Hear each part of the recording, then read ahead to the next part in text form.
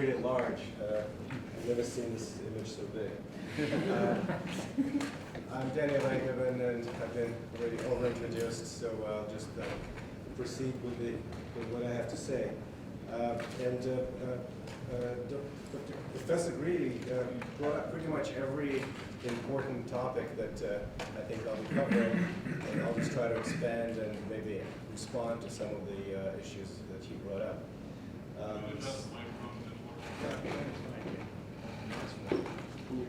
Put it on your lapel instead of your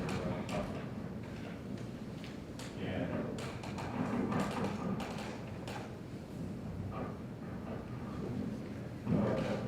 Yes? Better. Better. Still not good enough? That's just Okay.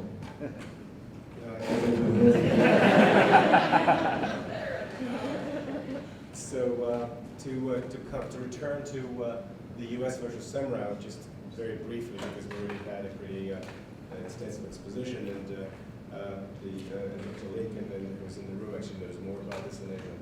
But just to sum it up, essentially the fMRI and the Doberman disability hearing passed these two as far it was thought to be adequately published. These are the lines in red. These are the three issues that the judge found to be still lacking. So that kind of sums up the issues and the agenda. Now, the interesting thing is that there is actually a paper on error rates that I'll mention later on, that Dr. Lincoln was part of it. Anyway, so mind reading. That's the first thing I wanted to respond to and address that Hank raised here.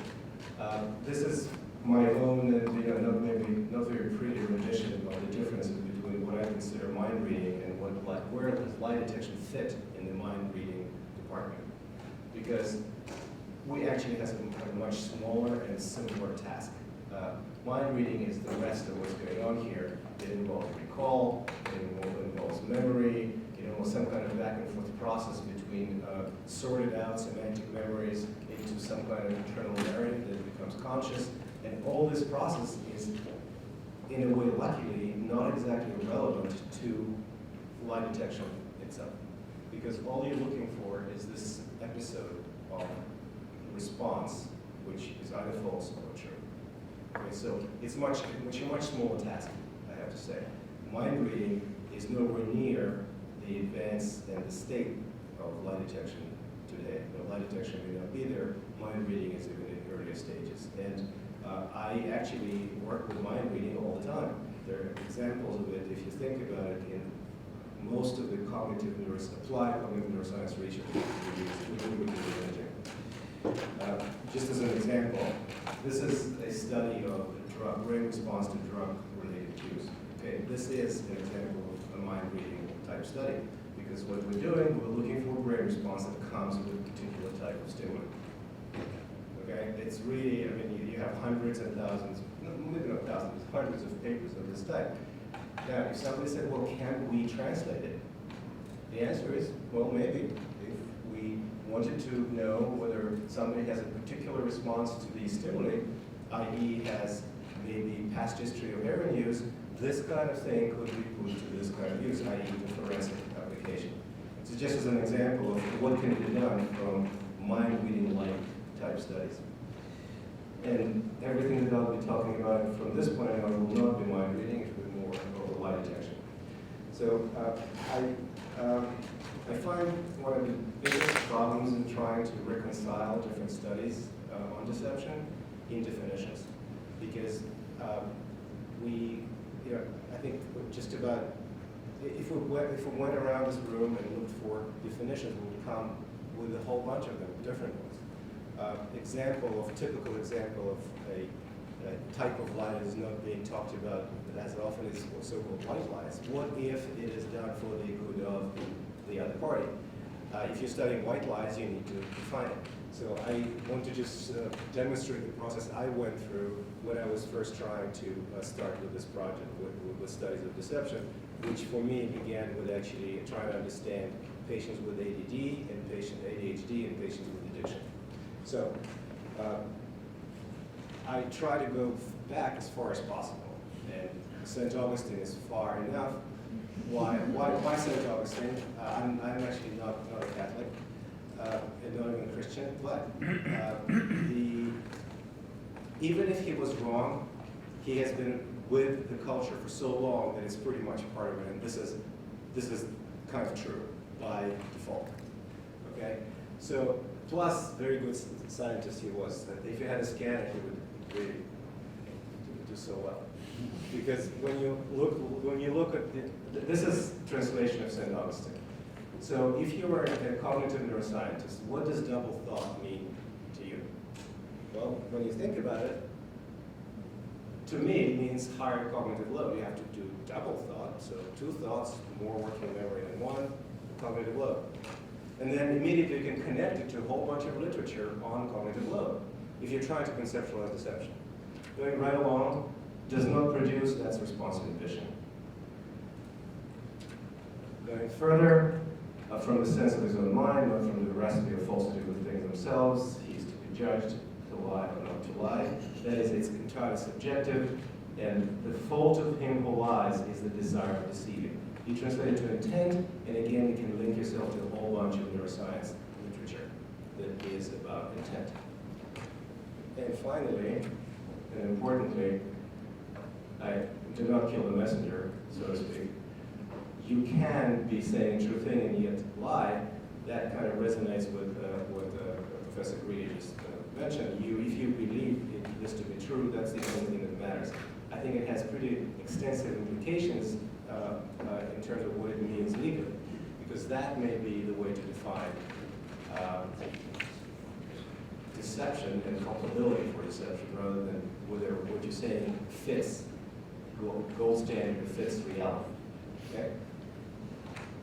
So I'll trot through very quickly through a variety of techniques, and hopefully we'll get to some data.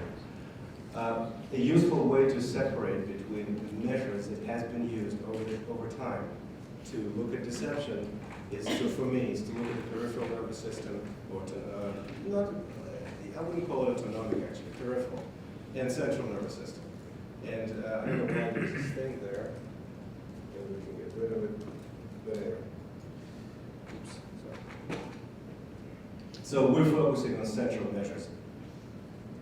Kind of automatically, and maybe not always correctly, central measures will be considered potentially more specific and more sensitive than peripheral, because they're closer to where the process takes place. You don't have too many relay stations, i.e. not as much noise.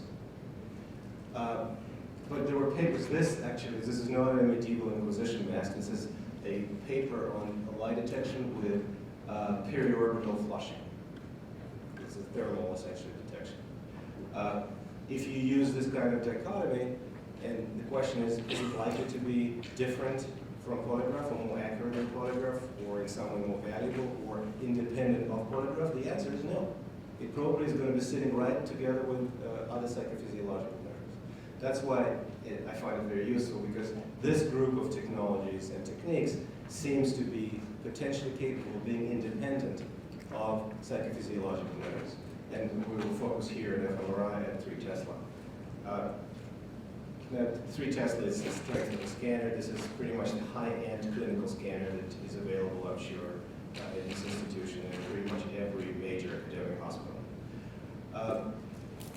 The question about how do we know that this signal is related to behavior? Well, it was a behavioral cognition. There was a question here. Related to behavior or related to cognition? The question was related to whether it measures anything that you think it's measuring, correct? Okay, well, the simplest way to test it is to have somebody tap their finger, look at the brain response, and you can actually demonstrate the motor cortex going increasing and decreasing its activation. Then you take something to disable that area of the brain. If you're very rough, you will take out a piece of motor cortex with a knife. If you're a little more gentle, you can paralyze it using a magnetic field, and it will not activate it anymore during tapping. But I don't want to go into the debate, but this is an example of how you test the good old lesional studies and the good old correlations. And It is a topic of ongoing research, by the way. How good is this connection really? Okay. Now, EEG, again, we're not going to talk about it, but this is a very closely related technique. Now, just so that you remember, this is where we're coming from. So the bar is not very high. And I'm not going to expand on the polygraph, but polygraph is, by definition, potentially weaker technologies, though not as bad as some people describe it to be. It's not completely useless, and the ranges of accuracy is actually in 75%, even by the National Academy of Sciences. Not too bad for a scientific application, quite bad for forensic one. Just so that you see what this is, polygraph, fMRI is the Uber polygraph, because it really has lots of channels. That's, in my mind, the difference. Polygraph has 4, 5, 6, whatever channels. fMRI has 30,000 voxels. Each one is a channel, in a way. They're not exactly independent, but still. Now, this is a movie that we cannot watch because we don't have sound, so I'll skip it. Okay. So the next issue that you encounter looking at those 30 published studies of deception and 3,000 published studies of other cognitive fMRI applications is these 3 big items. First of all, at the same as polygraph measures, bold fMRI is relative. There is nothing absolute about it. You cannot record raw signal and say this pattern, this deflection right here is typical of Y. You can't do it. You need to compare. So basically, proper controls are absolutely critical, and in a way will change all of your findings. And that's where the main problem usually lies with any existing experiment. The debate about whether controls are proper or not. Same issue affects the polygraph, by the way. Now, the principle of cognitive subtraction, which some claim has been born at the University of Pennsylvania, I don't think so. There are actually earlier papers, but there is one of the better description of it is by Jeff Aguirre from the University of Pennsylvania, and I recommend looking at it. It's quite useful. But it's a very simple idea. It's basically if there are if I'm looking at a red square and a black square that are exactly the same shape, and I'm recording my fMRI activity during both of them, the difference between those 2 data sets will represent the difference between colors red and black, because the squares are the same. That's cognitive subtraction. You can see how one could argue one could have a symposium about how valid this is and how strong this is, but it is a cornerstone of 95% of the cognitive fMRI experiments today. So you may want to think about it every day and worry about it. If anyone has not seen a scanner, this is actually our real scanner. Sometimes we have water leaks and we protect against them.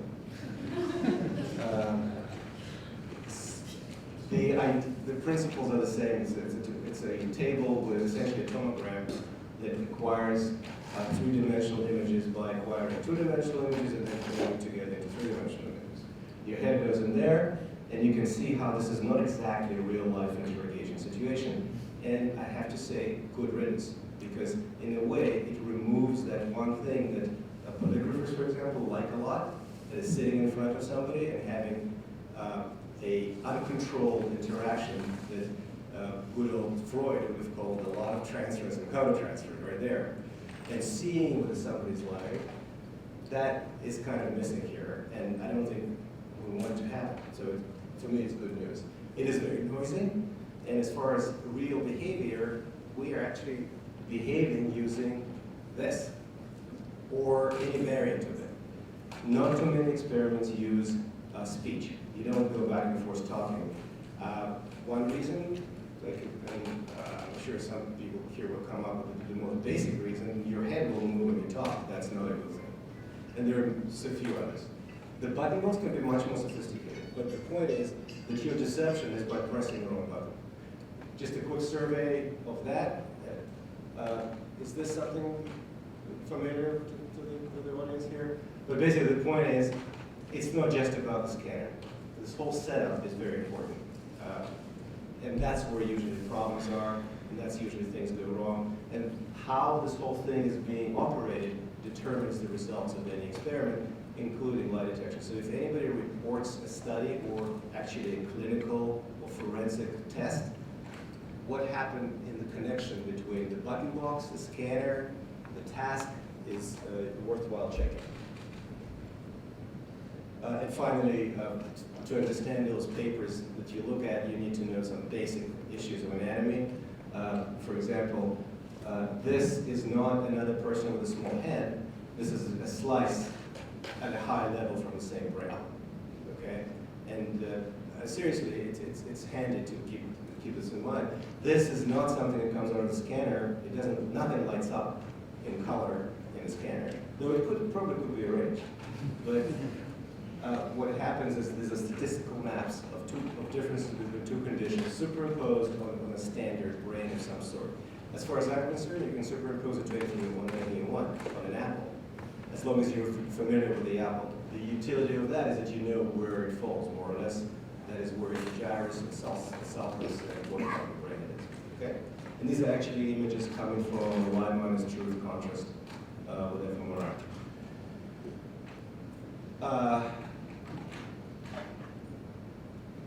An event-related, basically an fMRI paradigm. You need to have perfect timing of your stimuli.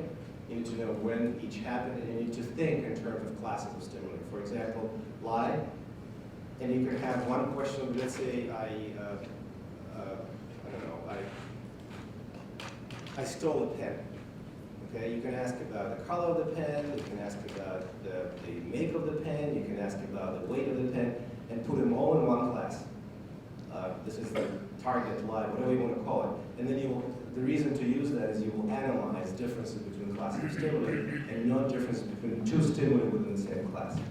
That will allow you to increase your power and not repeat yourself too many times. And I think one of those issues was somewhat of a misunderstanding between the judge and Dr. Lake in the courtroom at some point. I don't think he understood. The judge understood what was going on with the fMRI paradigm. And again, I'm not going to stay too long here on those issues, but again, when you compare studies, you really need to compare all those small things. For example, something with the stimulus duration of 5 seconds versus 2 seconds, which is 1 second could be different. The order could be random, pseudo-random, you name it. All of these things actually can completely change the results. So you cannot really go about plucking pictures out of studies and comparing them, which I'll do very shortly. But it's, in a way, a very superficial technique of comparing studies. You really need to look at the parameters. Okay? Now, there are some studies that used as a response so-called inner speech. That is, subjects lied in a scanner, lied on their back, not lied yet. And they were asked to imagine their response.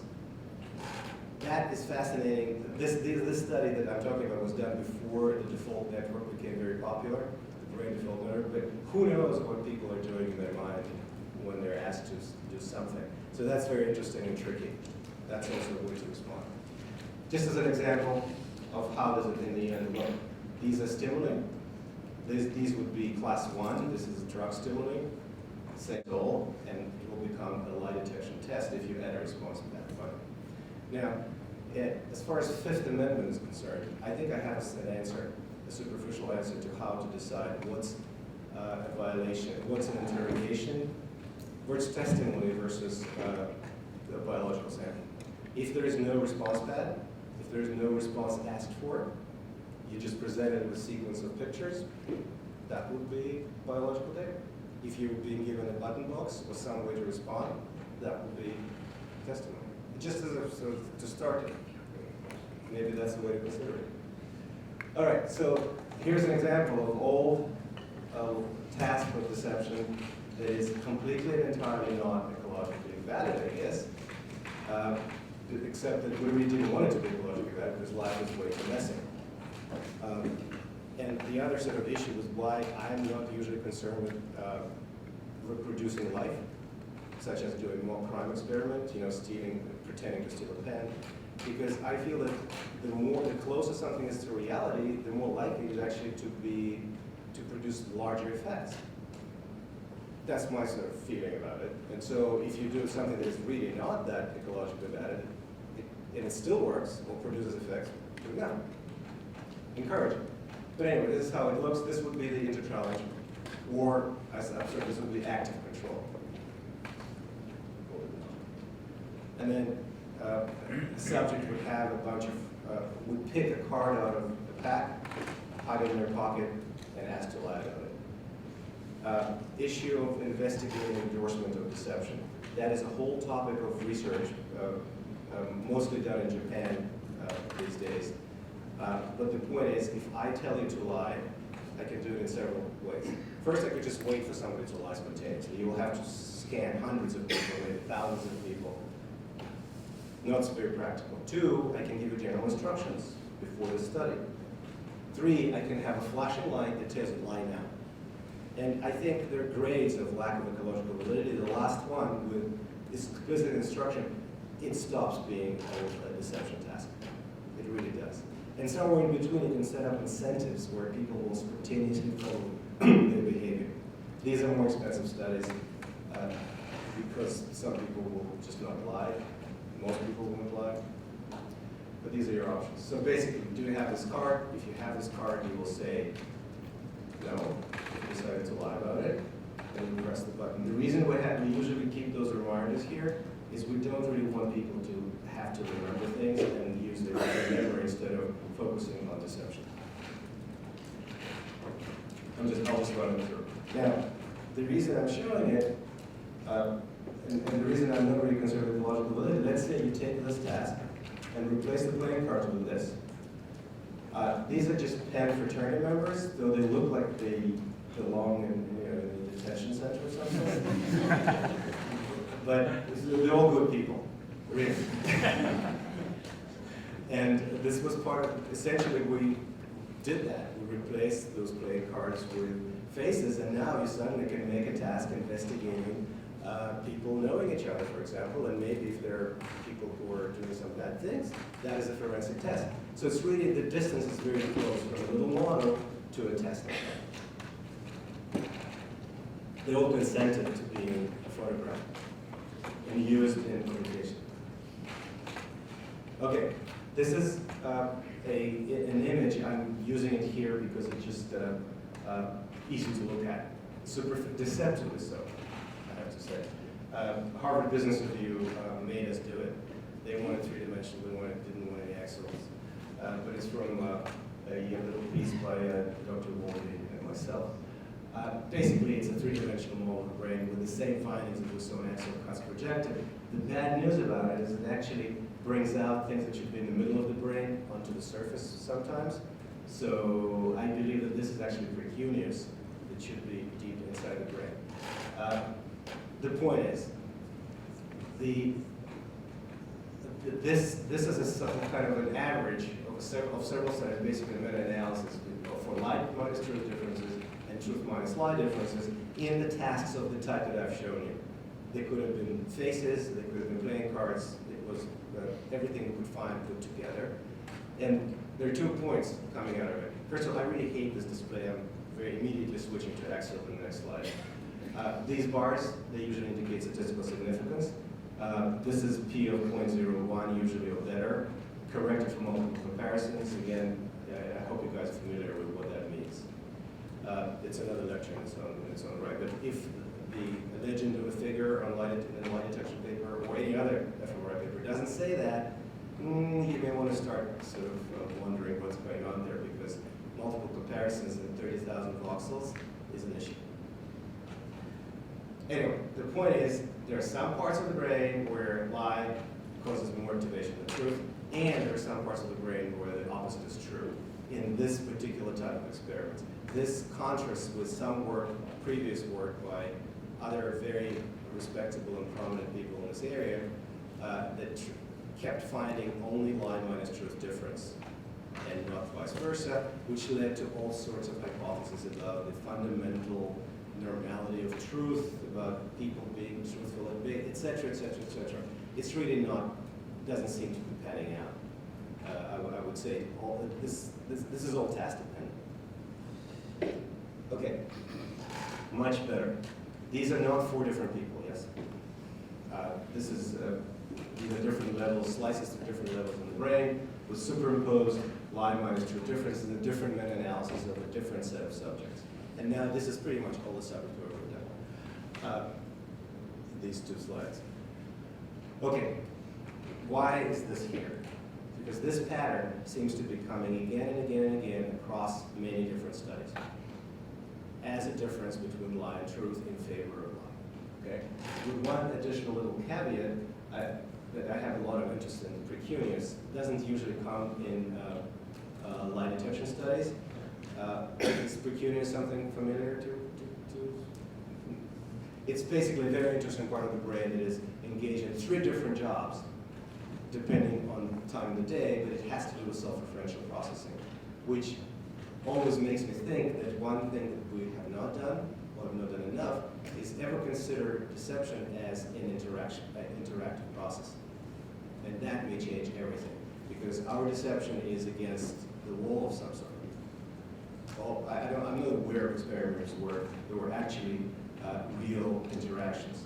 And that's where fMRI is problematic, but you could devise an experiment to look at that.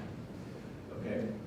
Otherwise, what you have is bilateral inferior frontal, anterior cingulate and superior frontal gyrus, and bilateral parietal regions. In different places, they move around a little bit. It's usually inferior parietal lobule.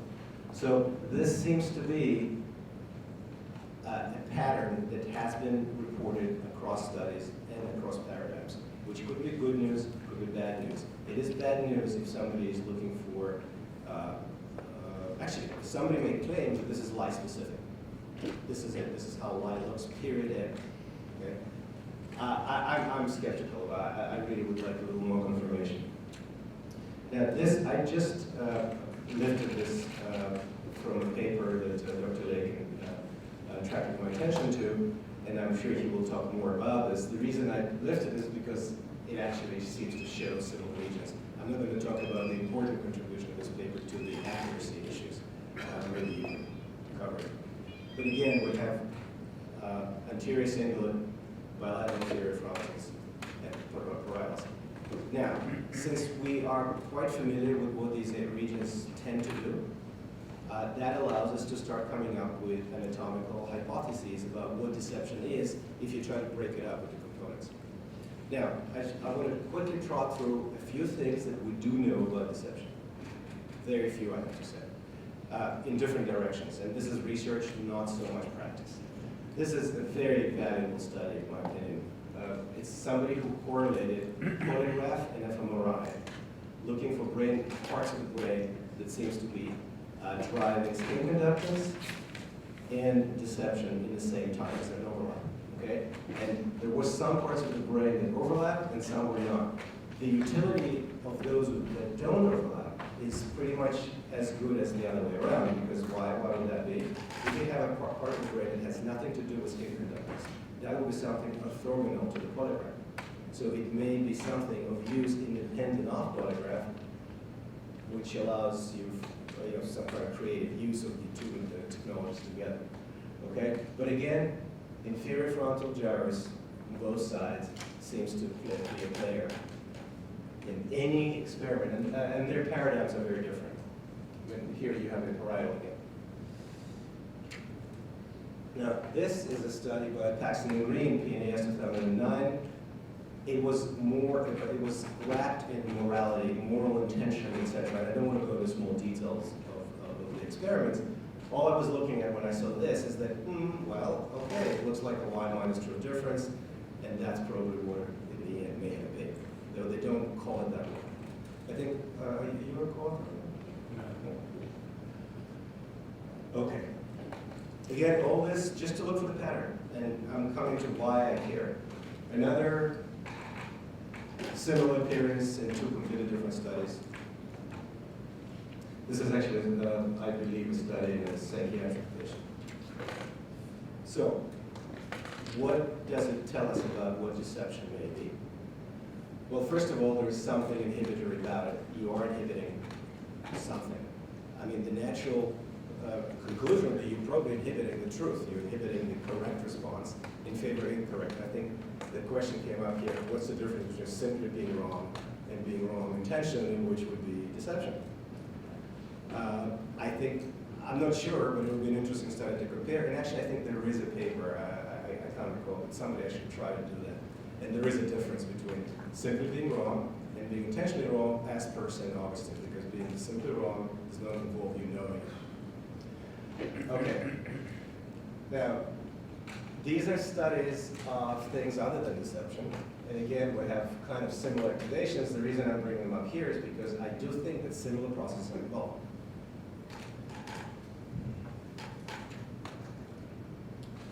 So, this list is both a list of what's important in models of deception and what has not been done or is not known or has not been studied. As we heard before, countermeasures, pretty much unexplored territory, with the exception of this one paper, and a few papers on EEG, lie detection, that actually it was, the disease and the cure. The first paper said that countermeasures are devastating for detection, and the second paper basically suggested how to deal with that. There's also literature with a polygraph that showed that people who use cognitive countermeasures were actually easier, more detectable than other people. It's a lot of very old papers, but that was their finding. So I think the jury's out on where countermeasures are. However, it's a very natural question. It's really, how can you use something in practice if you don't know what countermeasures do? The issue of endorsement is being studied right now actively. Whether there's a big difference between me telling you to lie and you lying spontaneously. The difference, practical difference, is you will need literally hundreds, maybe, I don't even know whether maybe thousands of subjects to have spontaneous deception. But there are ways around it, and we can talk about if there are questions or how I would go about doing that. Validity, ecological validity. It's a great term. It sounds so good. It's green and all that. But in this, pretty much is the same thing. Commonly used in reward literature, in addiction literature, which usually studies reward. It's basically different than risk and reward. So, though maybe it's really hard to have real murderers of whom we know exactly whether they did or did not murder before the trial to scan them and predict what comes out of it. That would be pretty much difficult, maybe unethical, and impossible study. My opinion is that you don't really need to go that far to create a valid model that will be close enough. All you need to do is manipulate the risk-reward ratio up and down and see what it does. So for example, we can simply increase the compensation. If I start offering people $1,000 for not getting caught while lying, we may have something getting pretty close to a situation where somebody's life is at stake. I know people who've added $1,000 more than life because price of heroin. So I'm not saying that you can replace real life testing, but I'm saying you can approximate it in the same way as is done in any device testing. Any FDA registration trial, it's very often just close enough, probably not exactly there. And here are some examples. This is Abby, it's a member of a group from Japan that is doing great work on social aspects of deception. They do seem to find differences between endorsed and unendorsed deception. Now, what does it mean? Indeed, it's a valid question, and indeed, you probably do not want to necessarily use things forensically without knowing the difference. And then it also affects the way in which you will apply the results of some study that was endorsed by an investigator to, let's say, maybe in court. That would be a weakness. Okay. I'm not going to stick to that now. So I was interested in, of course, translating the work we've been doing to not to real life, but to some kind of practice. And the first and biggest conundrum was most fMRI studies are group studies, group averages, and that's what we've seen so far. How do you actually translate into single subjects? how does it really happen in single subjects? Well, one issue is that fMRI is not used that much. There are a few applications, language mapping before surgery, but it's not a staple. So how do radiologists and neurologists actually look at fMRI? And I think I have some people in the audience who know better, but my survey and research into this suggests that they sometimes just look at the uncorrected t-test in single subjects. And if it's there, it's there. I mean, of course, there are more sophisticated ways of analysis, but basically they do look at single subjects. Okay? So what we decided to do is something pretty primitive, is to just look at single subjects and do it in the simplest way possible. And this is an example of it.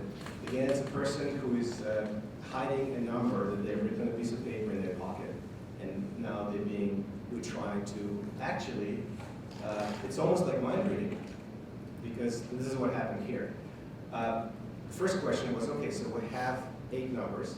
We don't know which one, which in polygraph literature used to be called ground truth. We don't have it anymore, and that's real life. In real life, you do not have the ground truth. This person says he didn't kill anybody. You don't really know, you may never know.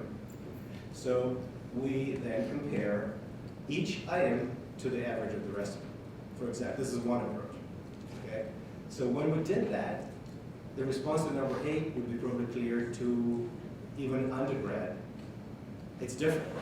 I don't know why, truth, whatever, it stands out. And that's all you would need to say, well, there's something wrong with number 8. Let's talk about number 8, sorry. Okay? So, encouraged by this, we actually did a larger study of exactly the same thing. And what are the statistics here? This is essentially lie minus truth contrast at P of 0.05 uncorrected for multiple comparisons. This kind of level of significance would never be, I would not accept this kind of level of significance in a paper in a group average result. Not acceptable. Here, it's the best we could do, and interestingly enough, this is not masked. This is pretty much it. So hard to imagine that this would be just false positive stuff. But again, anything's possible. So STEM test is again very, polygraphy has been maligned beyond what it actually, more than it deserves, I would say, because there's lots of useful stuff that these people have done. For example, this is a task that was completely borrowed from polygraph. STEM test is what polygraph examiners use to convince their subject that polygraph works before they actually do the test. Basically, they have them hide this number in their pocket, and then they tell them what the number was. After that, the person confesses, and it's all over. Now, apparently not all STEM tests are successful. And then what do you do? Jesus, you haven't been hearing me all the time. So the way we went about this is these were the possible numbers to hide in your pocket. And these were not given as possible numbers, so we knew the answer to some of the numbers. They didn't have those in their pocket. They were asked to write down one of those numbers and put them in their pocket, secretly. We didn't see it. And then what we did is we tried to basically pretend that this would be some kind of clinic situation. We didn't want to allow people play with the thresholds, so we printed out booklets of contrasts. Essentially, we would have contrast of every number minus versus the average of the other numbers, and every number versus these 3 numbers. We took 3 postdocs working with cognitive neuroscience, very familiar with fMRI, never seen any literature on light attention at all. We allowed them, we gave them a couple of papers to read in the room, and then we gave them those printouts for each subject and just asked them, tell us which number are they hiding. That was the experiment. And so these were the contrasts. Every number compared to all except that number, and every number compared to the average of 3. And we gave them 2 thresholds because people do like looking at different thresholds, especially those who work with fMRI. And we wanted to see what happens. So before I tell you the overall result, these are the 2 subjects. For example, 2 sample subjects. The reason I picked the 2, this one was identified by everybody and correctly. This one was incorrectly identified by everyone. We actually traded this person to the CIA because he probably is the best agent ever. Because here, it would be very difficult to not be tempted by this preponderance of activation to number 6. I don't know what is the deal with this number 6 in this person. Example. Why? For example, what about if this was a person of Asian descent and number 6, if I'm not mistaken, is very unlucky? Let's say some cultural issue, 666, the sign of it, I don't know what, but something happened to number 6 here. Now, but if you look a little more carefully, you will see that the activation we consider to be related to deception is actually present. All of it. It's just not as robust as here, okay? All the evaluators were wrong on this one, unanimously, okay? The question is, with an automated system, it would be a little different. And here's the summary of those results. These are just those subjects. So the red is where errors happened. So altogether, it looked pretty good and pretty shocking because these people had nothing to do with lie detection until an hour before this experiment. This is the number 19. That's the person who moved the number 6. Okay, and there's one more person like that who got, everybody was wrong and it was a completely wrong number. Now, the interesting thing here is that inter-rater reliability is pretty good, and overall accuracy is not that terrible. Again, maybe not good for court, but this is very simple, and I just thought it was kind of interesting. It's not published, it's not even under review, because I'm thinking of doing some more sophisticated automated analysis on the same day. But that's what came out, correct, incorrect, in German. Okay. I'm going to go over time. A little bit long. You're long. You're long already. Too long? Yeah. Oh, okay, so let's just sort of a quick transition from those numbers to exactly the same design. And this is a Washington Post reporter, so I don't have to keep his name secret. We asked him to come and lie to us as he wished. I was the co-conspirator, so I actually knew what he was talking about. But the team that tested it didn't. And interesting things happened to this guy. I mean, he actually never graduated from college, and he concealed it for many, many years. So this is fake. The diploma is fake. The Washington Post graphic department is quite good. There were some other things that were fake in here. But the point was, again, it was an attempt to increase the ecological validity. And he was basically told that he's going to pretend to be hired for a job. And the requirement of the job were having served in the military, having graduated from college, and having some publication record in at least 2 books. Okay? And that he is to furnish us with documentation. And that's what he did. He furnished us documentation, and we tested him on those 3 items. In the same way as that, with the same principles that that task of numbers was. Essentially, you compare each one against the rest, and there was something that would be verified. I think that was verifiable because he actually published it in the Washington Post, so we could pull it. And these were the results of that. And again, the raters, blinded raters, were looking at it, and they said, hey, something is wrong with college, with this guy. I mean, what's up with that? And indeed, he actually dropped out before graduation. He didn't write one of those books. It was a fake, the one that said lying. That was not the previous book. And something was going on in the military. It's a long story. He didn't really serve in the military, but we would have passed him here. Anyway, so why don't I sum up what's going on with fMRI studies of deception to the best of my ability. First of all, the single subject accuracy, and I didn't mention those studies before, but these were the critical studies in my opinion. The single subject accuracy was established, that you can do these experiments in single subjects using automated analyses with interesting range of accuracy. Interesting meaning it's within the ballpark of official polygraph numbers, and it's not awful. If I could do the same thing with my drug independent studies, these would be great papers if I could actually just have this kind of effects. Now, there were papers on replication, correlation, and psychophysiology. That was that Gamma paper that I showed you. And Andy Kozel, I think many of those papers were done with Dr. Lakin. Cognitive parameter deception models, people were playing with risk reward and a few other things. Social settings, critical, very understudied. A few studies happened there. And pretty much everything else is not done.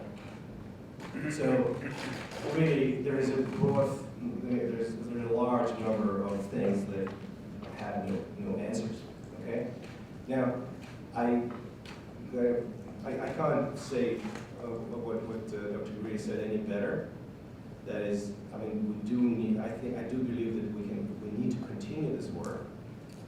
Not only because lie detection itself is interesting and important, but also because there is actually a myriad of potential applications to this that don't seem to be coming on anybody's radar these days. Starting from addiction, because deception and addiction seem to be just pretty much intertwined in a very strange way, actually. Psychotherapy, we can talk about it later on in discussion. Medication adherence. You know, the bad news is many of our patients lie to us, and they don't have to be drug addicts to do that. Patients just do not tell you the truth across the board very often, and it's not clear why. So, just to wrap it up, the last question that keeps coming up, is this ready? Is this ready? It almost reminds me of those movies with a kid kid in a car in the 50s. Are we there yet? Are we there yet? And the answer is yes and no. There's a lot of good research. The standard that has been reached at this point is actually higher than much of the research work that is being done in many areas of neuroscience. But we're not there yet, as far as I'm concerned. Not really. Now, what will happen if we'll wait until we're there in research before it is used, this method is tried or admitted in court? Is it a good thing or not? And that's where I'm really not sure. Because on one hand, you can say, yes, it would be better if we pre-tested each and every aspect of the issues that are unanswered before it ever reaches the courtroom. But the real life is a little different. Once the interest is lagging, the funding is gone, and it's just not happening. So the question is it in reality an impossible thing to say, let's first do it right, and then we put it in practice? It would be nice, but the question is it possible? And I'm not going to answer this question, I don't know. One way to deal with this is to try and use whatever technology where it can still fit. Okay? And for example, different levels of different court proceedings require different standards, and as Dr. Green said, maybe it can fit somewhere, for example, death penalty cases, before it actually is good enough for other cases. Okay, so these are sort of, I'm just summarizing those concerns here. Here's my conclusion for what needs to be done, is clinical trials. Basically, the bottom line is any device that is being used clinically, medical device especially, should have clinical trials. And that would be sort of my answer to how can this work progress into practical applications or be killed in clinical trials. For drug companies lose their compounds all the time at huge costs. The problem with doing that is that there's not really much money in it. This is not a drug. So I feel that at this point, this technology and this method and this idea is stuck somewhere in a phase 1 to phase 2 translation. And there's an interesting sort of situation that if I had to interpret it and analyze it as a psychiatrist, I would say there's a lot of resistance. Maybe lots of people don't really want to know whether they like this. Okay. Okay. And so, in case you have any further questions, there are a few chapters in this book that should answer them.